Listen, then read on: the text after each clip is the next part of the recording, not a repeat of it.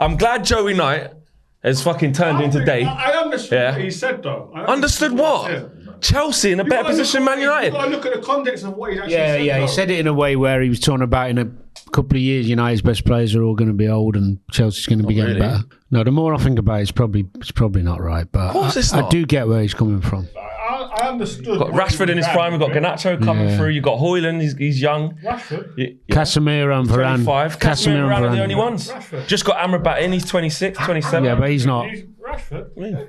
When you have to go and get two players. Chelsea, who might not even be in the flipping division next year, are in a better position than Man United. Okay. What's going on? Poch ain't going to survive the next 8 games. Let's get going. Let's get going. Joey.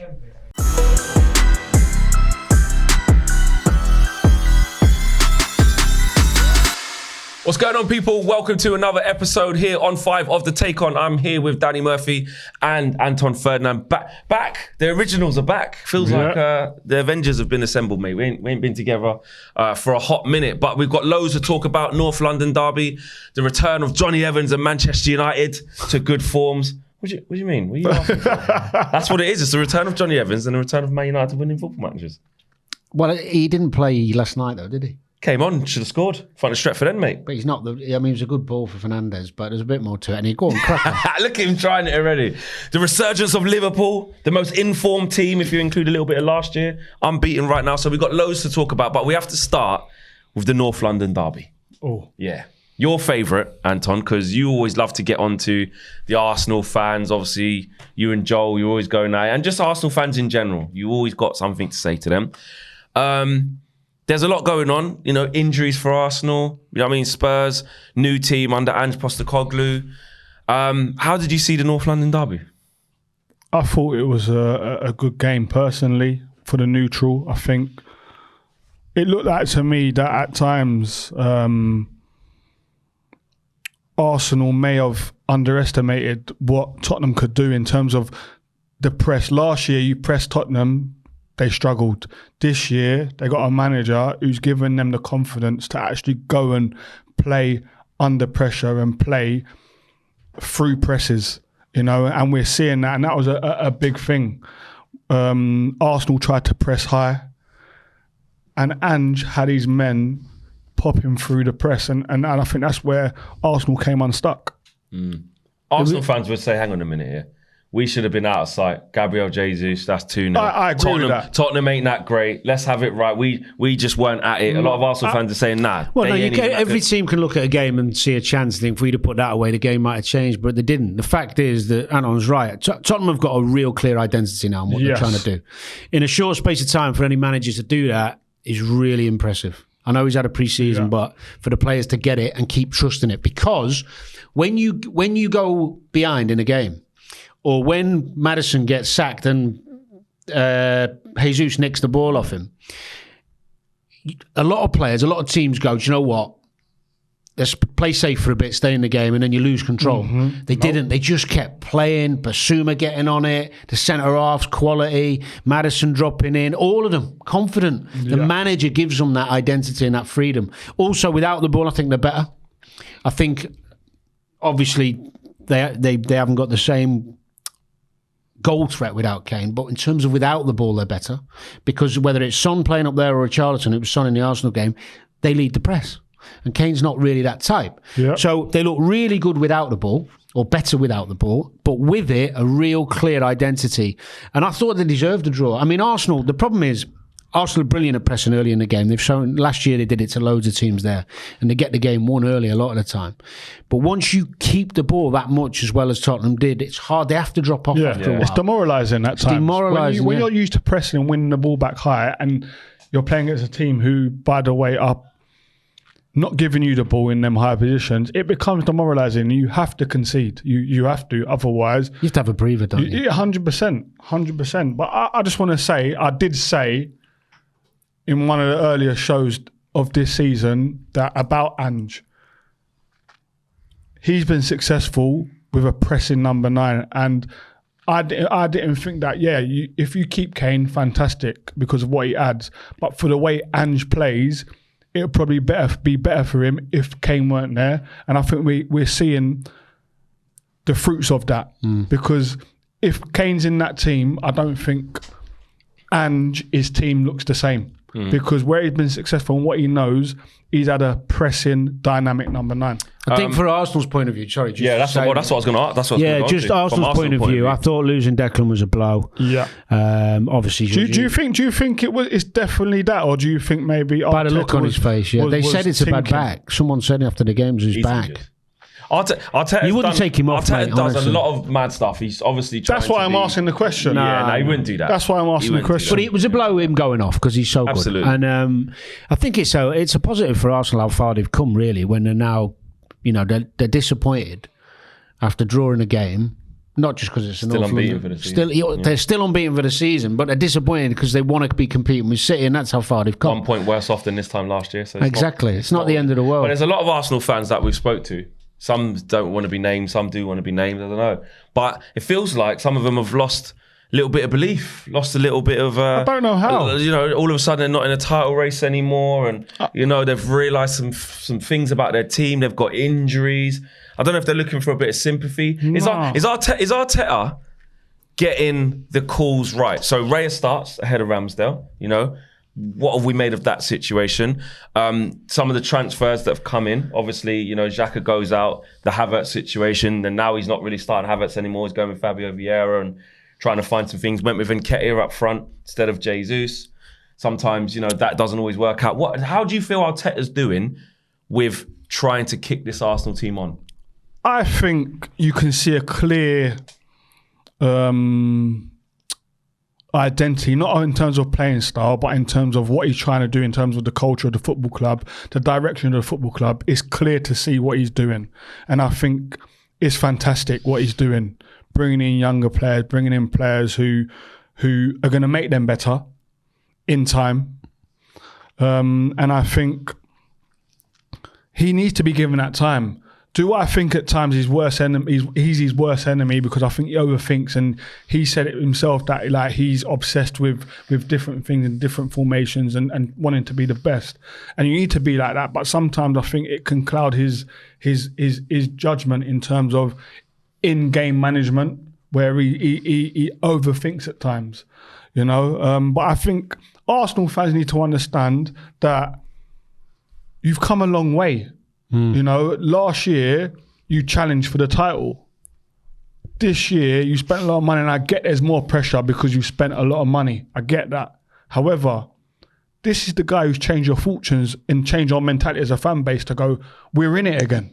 I think they're still massively behind him. No, there's nothing. Yeah, do you know what? I think they've done so much right. Timber looks great, got a bad injury, but he looked a good sign. And Declan is a no-brainer. Terrific player. He's going to be there for years. He's been injured. But the one area, and I've said it before, and it's not hindsight. I mean, it was obvious when they paid that much for Havertz at the beginning. And it's not about him. It's about that type of player. Mm-hmm. So if you're going to sign another 10, false 9, can play wide, you've got Odegaard, you've got Emile Smith-Rowe, you've got Trossard, Martinelli, Saka. Really, Jesus can play wide. He did it for City so well in big games, on big occasions. I'm surprised last season Jesus didn't play more on the right at times just to give Saka a break because he played every single minute of all these games. Yeah. Why not go and get a striker? Not even if he doesn't necessarily have to play instead of Jesus every week. He might depending who you get. But a striker who's more experienced than Nketiah, who can get more goals. I mean, I like Nketiah, by the way. But every week it's hard for him. He's still a young lad learning. Mm-hmm. He's great backup. But then you'd have the option of maybe playing Jesus on the right instead of Saka. Well, that brings us on to the next thing because there's been a lot of rumours. Why spend that much dough on Havertz? There's been a lot of rumours. There's been a lot of rumours that in January Arsenal are going to be in for Ivan Toney and Chelsea for around £60 million. Rising potentially to 80 with the latest reports, 60 to 80 they're just reports. Big, whatever it is, we know it's going to be a pretty hefty fee. With 80 months left. What's the best fit for someone like Ivan Toney? Chelsea's screaming out for goals, ain't got a proper number 9. Arsenal, you could say, do have a number 9 in Jesus, but a traditional number 9 is going to get you goals. I'll ask you this. I've seen Toney, he's had one great season in the Prem, which is fine, shows he's capable, right? But they play to his strengths. Yeah. Right? A lot of crosses go in the box, a lot of long throws. They play that. He's a physical presence. He's got good feet, don't get me wrong. I'm not being critical, but they play to his strengths. Arsenal are a very intricate, really good football inside. He's not played in that type of team. They have a left foot on the right, a right foot on the left. They like to come in and play pretty patterns. Okay, they might get the byline now and again and cutbacks, but they're not a crossing team. Arsenal don't cross many. Could he adapt? Possibly. Enough to adapt. Especially in the role that you're saying, which is, might not have to be, I know it's a lot of money to pay for someone who's not going to be the main guy, but this is... Well, no, he would become the main guy, I think, and then you could Jesus should have to fit in here and there, but I think it would be, depending on the fee, although I think he makes the squad stronger, I think it'd be a huge risk to start paying 80-90 million for him when he's only had one season in a team that is set up for him, to try and ask him then to become this wonderful footballer, an intricate footballer. I mean, he's good on the ball, don't get me wrong, but I'm not sure. I'm not being funny. If we're talking 80-90 million quid... Yeah. Would he go for that much? Well, I'm just saying... You're saying would he, though? Do you reckon they're the numbers that are being put about between 60 and 80 million pound. If you're going to do that, you got to start looking at Osmans and people like that, I think, personally. Top it up a bit more. Do you know what I mean? He's going through something now, so it could be... And if you are looking to go and actually contend and try and fight City for the title, you got to look that way. I don't think you look at Ivan Toney. Really? I think. Listen, don't you think he could be exactly what Arsenal need? The character. I think he could be. I think he could be the different type that he is to what they have. I think he could be, but I also understand what Murph's saying. Okay. He plays a different type of way. He might be, but it's a bit of a risk. He could be. Not saying that he can't do that. But by the way, I think Jesus. The problem is, I think, is the drop off of when he doesn't play up front. The drop off from him to Eddie Nketiah up front for Arsenal is there for us. I said Nketiah's all right, Dan, but like Nketiah's numbers starts to game goals and starts is not worse than Jesus. What's his name? You're talking about all-round play. Yeah, Jesus scored like what, 12, 13, 14 goals last year? Son, to win the league, and he missed like 4 months to win the league, season. Nketiah scored in a small period of time, and then went an age without scoring, and then it was Jesus who came back in towards the end of last year. I just feel like he's not that drop off from Jesus to Nketiah is too big. It's in your head, the drop off. Performance, maybe not goals. I maintain this. If Arsenal want to challenge City, they need a 20 goal a season number 9. And they don't have Ivan Toney that. after Harry Kane is the highest scoring player in the league.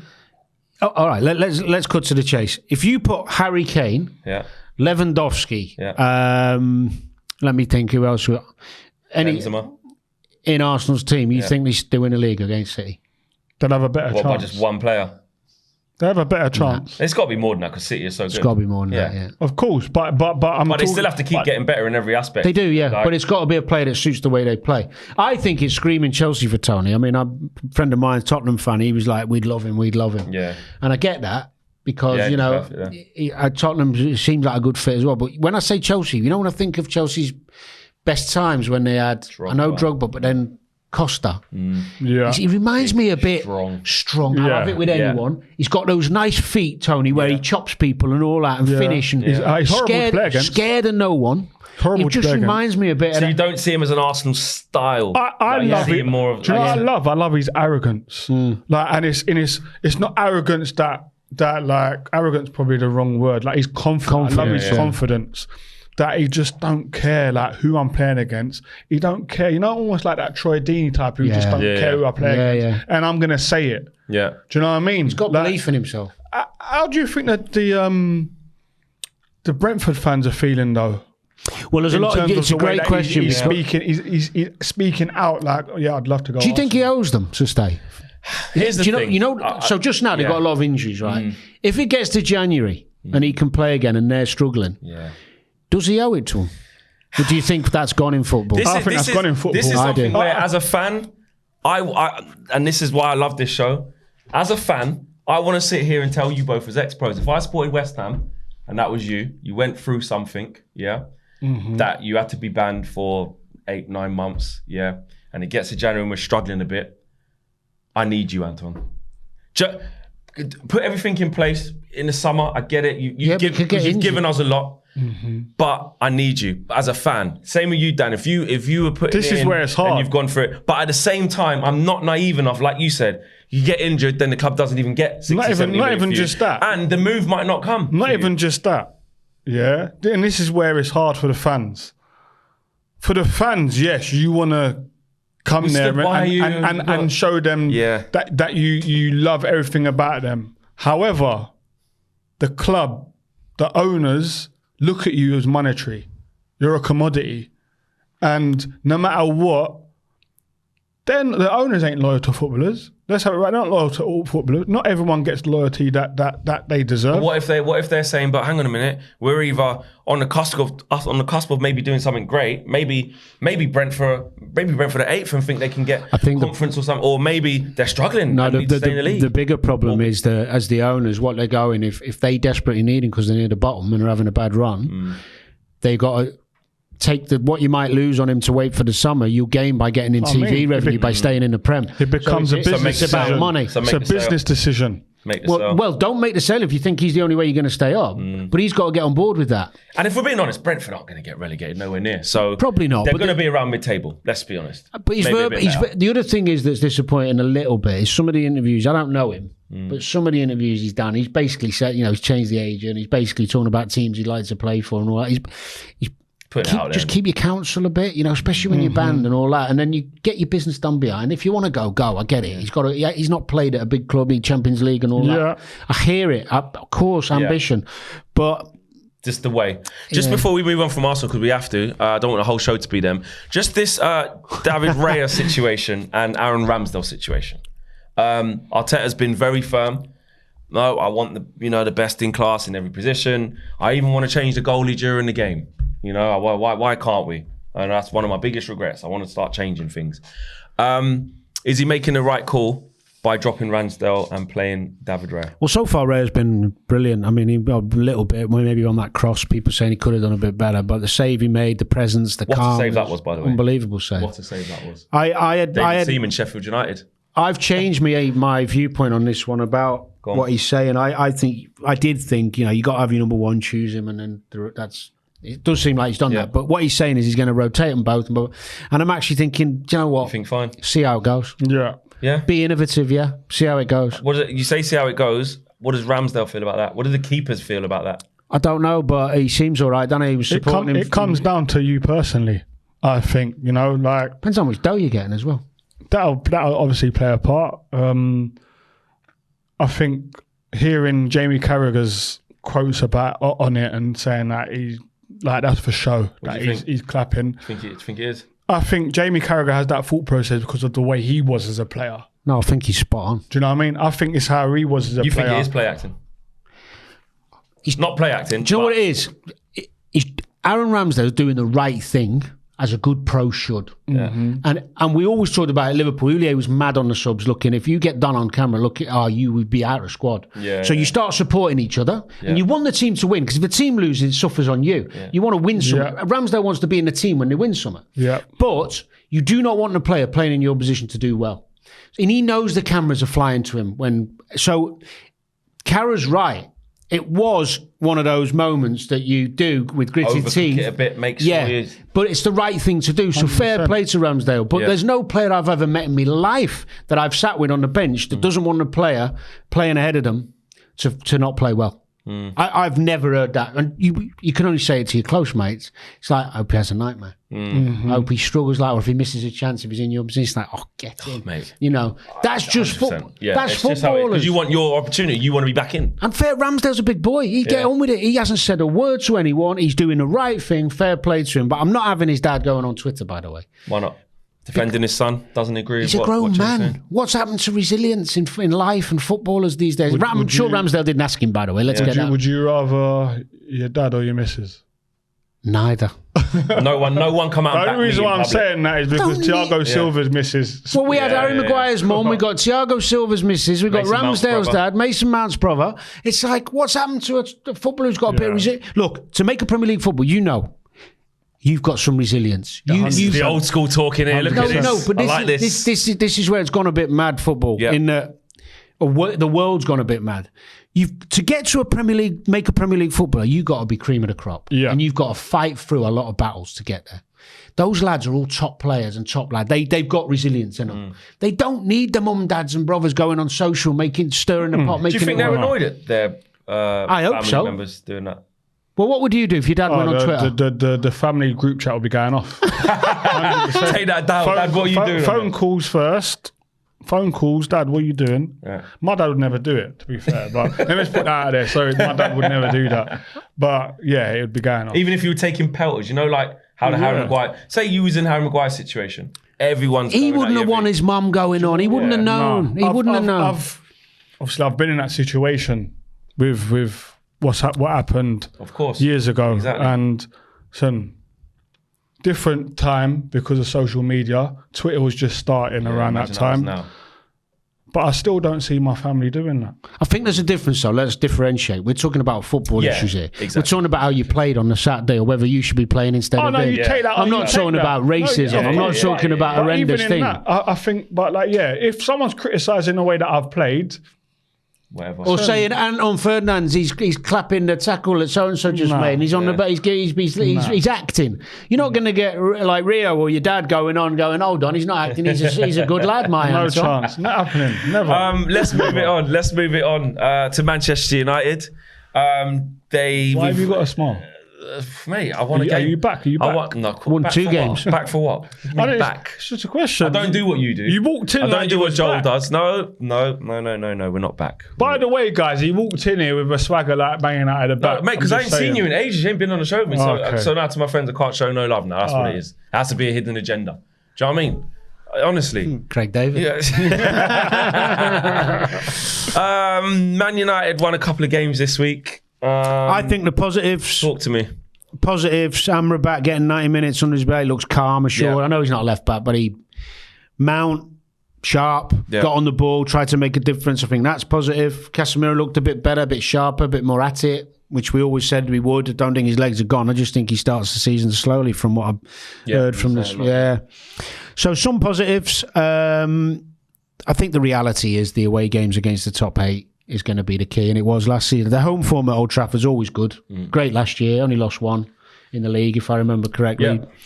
I don't worry about them at Old Trafford United. I never watch United at Old Trafford thinking not going to be at it. Apart from the Brighton one earlier. Yeah, and there's always one. Generally, I watch United at home and think the fans are with them. They get forced into putting in a performance. Away from home, I think 2 things have got to change. Ten Hag's tactical approach in away games. Stop playing all your ball players. All the attacking players. Yeah. And ego. Well, a new tactical plan needs. He's got to stick Amrabat next to Casemiro. He's got to maybe stick Mount on the right for now. Correct. Whatever. Yeah. He's got to change his tactical plan away from home. And I think the other thing is the mindset of the players. They've got to dig in a bit. Dan, that's going to be my biggest thing. I think you can't get carried away. We played a poor Palace, by the way. You played Palace reserves. They were awful. Yeah. And even that, I'm surprised they let us off the hook that much, because if you're thinking about Man United being under pressure a little bit, so, I mean, I know we've got them twice, so, it ain't going to be like that in the Premier League game. They'll bring in a few more, but still, there's not really much more to bring in. But they were bad. Yeah, they can. They got. Well, the 2 centre-halves. Yeah, one's an England international. Might make a difference. Gay and Anderson, actually. Eze, their best player. Eze came on and he was good as well. So it ain't going to be like that. I just see the way he ran past Casemiro. Yeah, he was knackered by then. He already got man of the match. Hey, how good is he, by the way, Eze? Excellent. I was saying, just give me him now. But, so good. But I think the positive is, if I look at Amrabat, I think he could be exactly the key to what Casemiro has needed. Somebody, some steel next to him, help him out some hustle and bustle next to him, a bit of protection. Because actually, when you manage to get Casemiro some time and space, he can affect the game. He's scoring goals. When we got Casemiro, I thought, dog, win the ball back. Do you know what I mean? Yeah. Got ring awareness and that's played with some top players and that, but he ain't going to be dictating play. He ain't going to be scoring goals. He ain't going to be creating goals. But actually, he's done more of that kind of work. It's mad though, isn't it? Because if you think it's Kroos and Modric, give us this false sense of security. Exactly. He ain't needed to. Don't need to do that. You don't need to do it. I mean? So you can win it, get it. Give it to them. Which I know that sounds like you're playing down his career a little bit, because obviously it's more than that. But that's essentially, what he was there for, with prime Kroos and prime Modric and Valverde running around. Do you know what I remember? I don't know if you remember the game. They played Tottenham were playing at Wembley, and they played Madrid in the Champions League. I think it was like a group game or whatever. And Casemiro's in midfield. Tottenham won. Tottenham played really, really well and just ran through them, when they were at their best. Yeah. And I was watching Casemiro thinking, not sure about him. And about 78 Champions Leagues later. But he's proper. He is a proper player. But he's a weird one, though, because in 1v1 situations, like you said, people can run off him quite easily. He can dive in sometimes, leave himself a bit exposed. And if you press him in small spaces, he ain't the most, he ain't the best at keeping it in tight spots, wriggle out of it, travel 50 yards with it. He ain't that. It's not his game. But it's not his game. But Amrabat, I think, can be perfect for him. And I think actually, just these bunch of games, can't get ahead of ourselves. I think the fact that we've got a favourable run of fixtures. 4 at home, out the next 5. Exactly. That's massive for Man United. And the fact that we don't have to play anyone. And I say that with a bit of caution because you never know. What have you got? Brentford at home, Galatasaray, Copenhagen. Sheffield United away. What's the other home game we're missing? This weekend, is it? Palace at home again. Palace again. Yeah. So Man United should be winning all of them. So give us your take. Did you hear that? 5 wins, yeah? 5 wins. Man United should be winning all them games. No, will they win 5 games? Galatasaray's at home. It's not away yet. Sheffield United Copenhagen's away. at home. Copenhagen's at home. Yeah. They will win 5. Say it with your chest. Yeah. Say it with your chest. They will. Down the camera. Yeah. What's it? Come on. What's this? What's this? Bro. Why have I got to do that? You asked me a question, I answered it. Why have I got to put on theatrics? Because you say. Because what I'm saying is, what the viewer wants to know. I've said yes. Is it a good or a bad take? We want to know, is it a good or a bad take? No. That's a fine. It's a fine take to say I expect Man United to win all 5 of them games. That's not outlandish. I think they will. Yeah, I think they will. We've got players coming back. I don't know if they will. I don't know. I mean, we hope they don't. I don't know if they will. Why? What don't you know about? Because of the mentality of the players. I don't know. I think 4 at home, though. They're good at home. I just think the mentality of a lot of their players, I think it's not. If there were tough away games in that, I would say I would agree. I just don't know. I can't sit here and say, they're going to win them. Imagine they lost to Sheffield United after they conceded. I just can't. I just can't sit here and say that. Let's not. I'm not even going to be in the country when that game's on as well. I'm in Jamaica, mate. So don't think I'm running away if that does happen. I've already said I'm not here. But Jonny Evans, it's been nice to see him back. Look, we can't get carried away. Technically, Jonny Evans shouldn't be there, right? It's a classic Man United situation. No, but in terms of Man United trying to think forward and trying to do the right stuff, that's where you get rid of Phil Jones after ages. You don't then go back. I think it's a nice story. Absolutely. But I'm just saying, originally, you're supposed to go and get the young centre-back. There's supposed to be money there. You go again. You're not really supposed to be looking backwards. But it's actually turned out that someone like Jonny Evans, like what Rio was saying, I caught up with him after the game at Burnley. And he was saying, Jonny Evans should never have left the football club at that time. He's a top professional.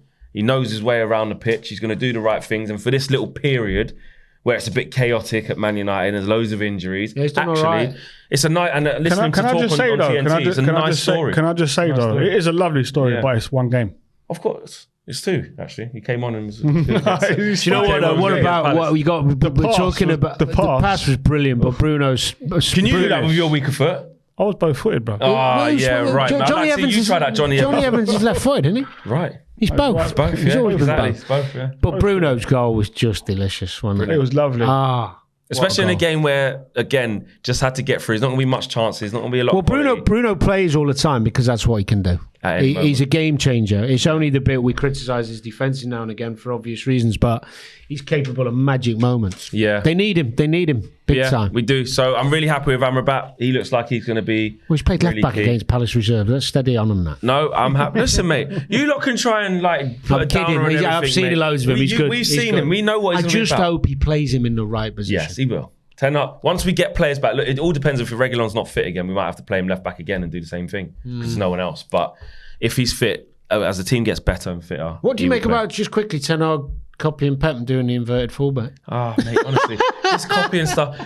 There always has to be someone who's invented something, and then now that means that, look, Pep's one of the pioneers of this whole generation, isn't he? That's what he is. Arteta's trying to be it. Ten Hag's copying him. Apparently, Ten Hag was copying him just by sorting out the keepers and all that. Like managers, Pep's not the first to manage. Like, you know what I mean? There's loads of things that. No, I was just wondering if you'd rather have a manager who's got his own ideas. I do actually. I'd rather have a manager who's got his way of playing, which he does, which he's getting us to do. He's improving us, and in Ten Hag we trust. Do you know what I do like about Ten Hag, and it's worth saying. I know he spoke about Garnacho. Yep. and he's really concise. And some people say it was criticism. It was actually plaudits and criticism. He started in first 2 games of the season, didn't he? Yeah. And when he's asked a question, it gives you an honest answer. It does. And the way he spoke about Garnacho was like, he's got a bit about him, this fella. Like, all right, we can question the Sancho thing. I'm not sure he dealt with that right. Thinking now bigger picture. Actually, do you know what? But I can't move on from that, actually. But I do like a manager who's got some balls. Do you know what I mean? Hang on a minute. Has he? What do you mean here? What? He hasn't dealt with the Sancho thing right now. You don't think? I think that particular one could have been dealt with differently. Yeah. Where it's at now with him, he's apparently sticking to his guns. Looks like that's it. What I need clarity on. Do you reckon? What I need clarity on, Flex, on. Does he want a public apology or does he want an apology in house? Because this determines where I go with this. Well, they're both, aren't they? Because he's not going to, if he apologises privately, he's going to have to say it publicly. Yeah, and I think, I'm led to believe that that's where there's a sticking point of I don't understand why it needs to be in public. Everyone, the disrespect you had was loud enough to be in public in front of everyone. What I'm saying, if he apologises in house and then he's involved, everyone will know he's apologised. No, so why can't the club? So what? So you're saying if there's a statement from the club that says, following an apology from Jadon Sancho to the squad and the manager, the issue has been resolved and the players will move forward. People will move forward. Why? What's wrong with that? No, that's what I'm saying. Does he want Jadon to apologise publicly? No, I don't think he wants him to go back on Twitter and say, I am sorry for what I've done. No, I think he wants him to. I think it would just, you do think that? No, I agree with you. Yeah, I think it will be in the club statement, they will be able to say, Jadon has apologised now and we want to move forward. But I think there's some discrepancy between maybe Jadon's camp doesn't really want the problem Jadon Sancho's got is dead simple. If he doesn't want to play ball, which he should, I think, and say whatever needs to be said and crack on and try and get back in the team, he's going to end up at a club that's not as big as Man U.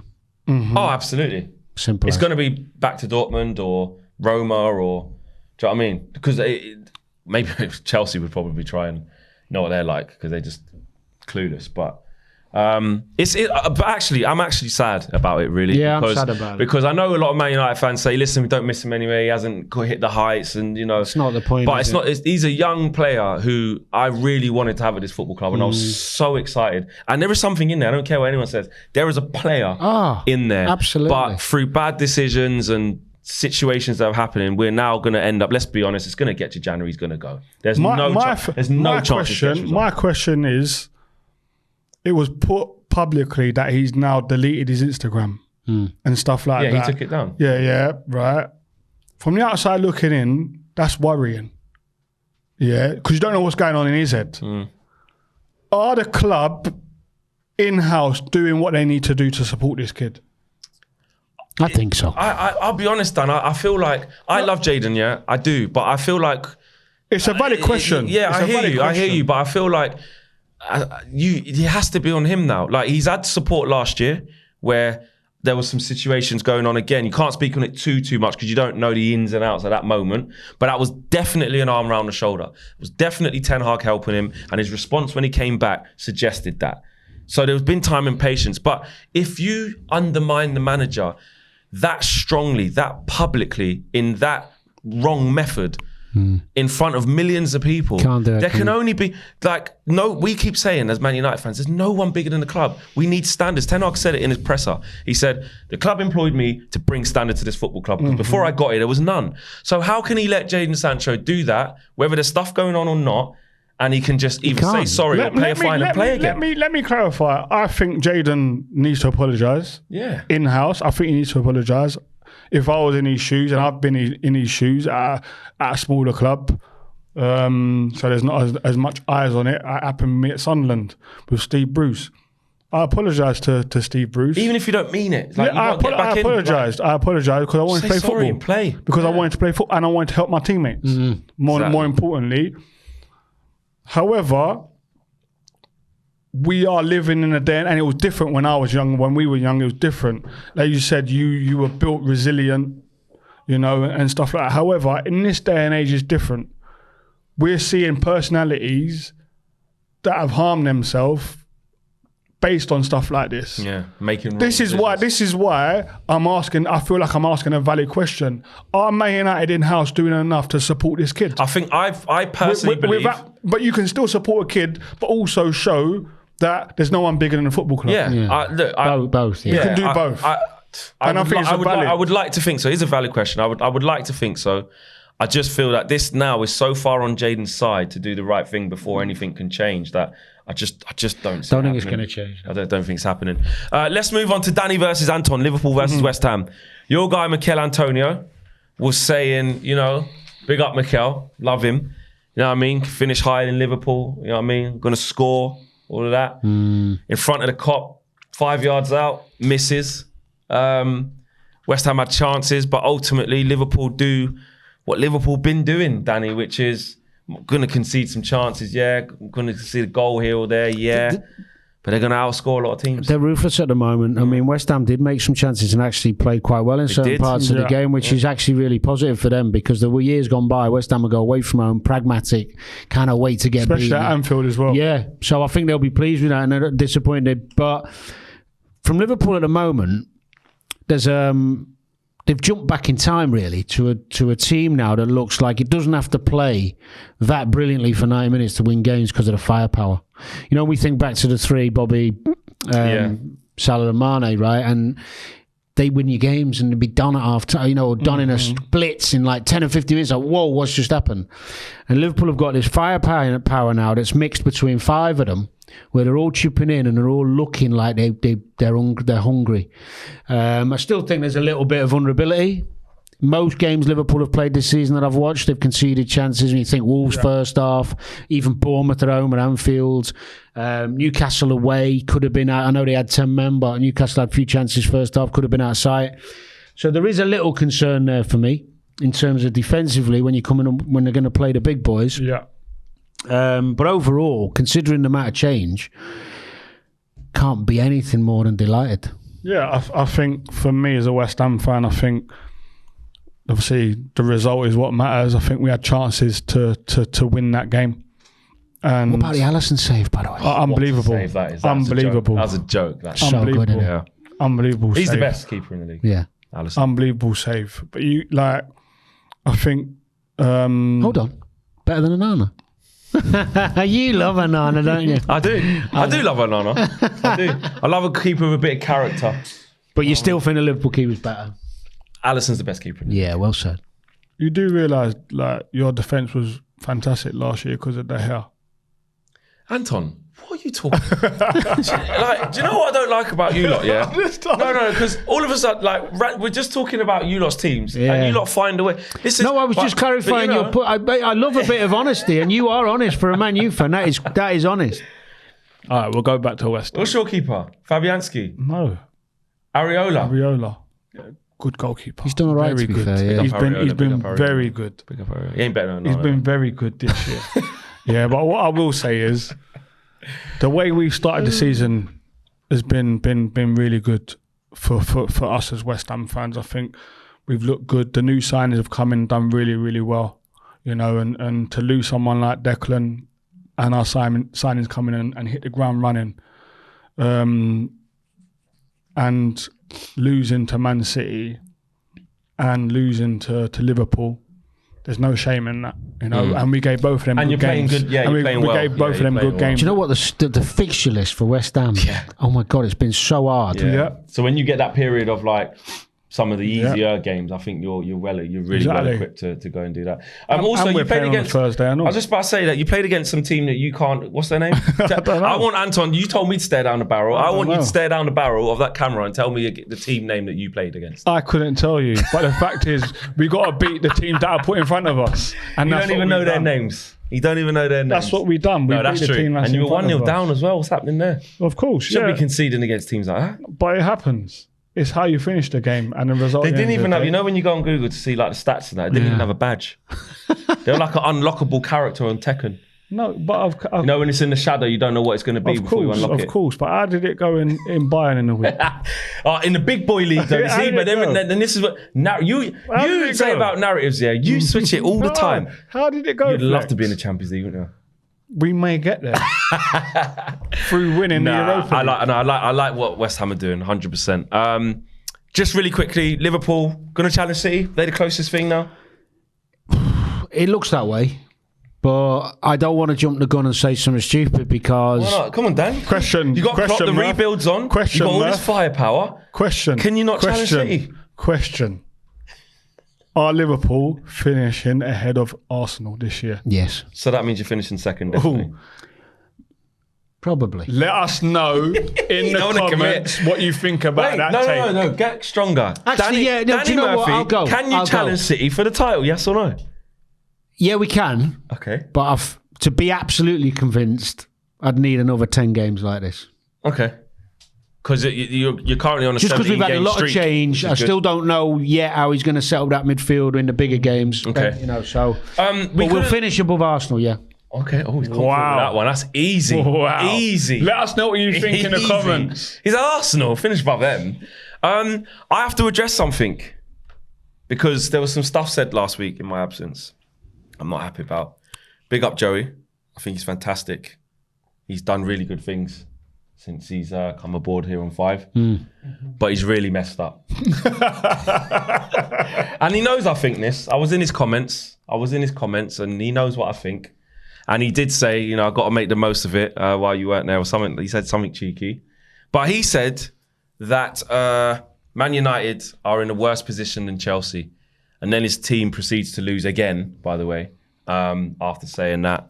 Now, before we started recording, I felt like you two were trying to do this bit of context thing, and but there is a way, Can you not just inform me before I say my piece? I understood what he said. What did you understand? I want to know what you understood. I understood in terms of the age of the players that they're buying. Yeah.